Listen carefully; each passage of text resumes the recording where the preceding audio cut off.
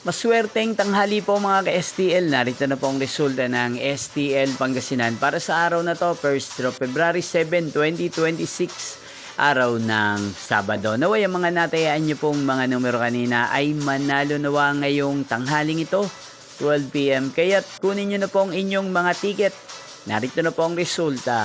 Ang mga numerong nanalo sa STL Pangasinan ngayong tanghaling ito, February 7, 2026, 12 p.m. First draw result, 29 at 11 in exact order.